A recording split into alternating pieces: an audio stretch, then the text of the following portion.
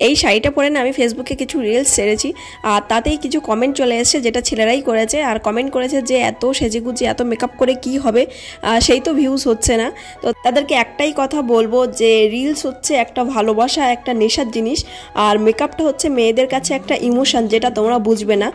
তোমরা কেন সিগারেট বা বিড়ি খাও আমি জানি না, ওটাও তো পেট ভরে না। সো মেয়েদের মেকআপটাও সেরকম, মেকআপটা হচ্ছে ইমোশনের জিনিস, আর রিলস বলো সেটা হচ্ছে ভালোবাসা বা একটা নেশার জিনিস। দেখো, একটা মজা করে একটা কথা বলছি, কেউ যখন পৃথিবীতে আসে তখন কিন্তু সে জামা প্যান্ট পরে আসে না, আর যখন পৃথিবী ছেড়ে চলে যায় তখনও কিন্তু জামা প্যান্ট পরে যায় না, মাঝখানে কিছু দিনের জন্য জামা প্যান্ট পরে থাকে। কেন পরার দরকার সেটাও তো জানি না, কারণ সবাই তো ওইভাবে এসেছে, ওইভাবেই চলে যাবে, তাহলে জামা প্যান্টটা পরার কোনো প্রয়োজনই নেই। মেকআপটা হচ্ছে সেরকমই, তোমরা বুঝবে না ছেলেরা, যারা মেয়েরা তারাই হচ্ছে বোঝে যে মেকআপটা কতটা ইমোশনের জিনিস।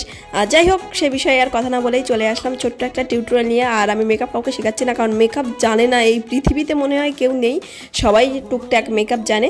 তো ভাবলাম আমি এই লুকটা ক্রিয়েট করেছিলাম, অনেকদিন আমার ফেসবুকে ভিডিও আসছে না, তো সেইভাবে ছাড়লাম একটা ছোট্ট টিউটোরিয়াল আর কিছু গল্প তোমাদের সাথে শেয়ার করার জন্য। বেশ কিছু বিয়েবাড়ি সাজিয়েছি, সেই হিসেবে কিছু অভিজ্ঞতা অর্জন করেছি, অনেক বছর ধরে মেকআপের সাথে যুক্তও আছি, মানে এই কাজটা অনেক বছর ধরে করে যাচ্ছি, তার জন্য ভাবলাম আমি একটা ছোট্ট টিউটোরিয়াল করি।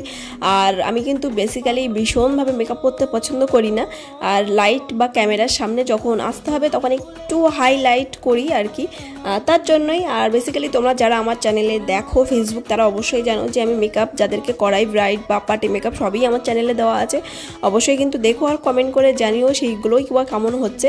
আর এটা বেসিক্যালি আমি একটা রিলস করব বলেই সাজছিলাম। আর আমি কিন্তু নিজেই শাড়ি পরতে একদমই পারি না, অন্যকে পরাতে পারি কিন্তু নিজে একদম কমফর্টেবল না শাড়ি পরে। সো চেষ্টা করেছি একটুখানি রিলস করবো বলে। সো কেমন লাগলো অবশ্যই কিন্তু কমেন্ট করে জানিও। যারা এখনো পর্যন্ত আমাকে ফলো করেনি অবশ্যই চ্যানেলটা ফলো করে দিও।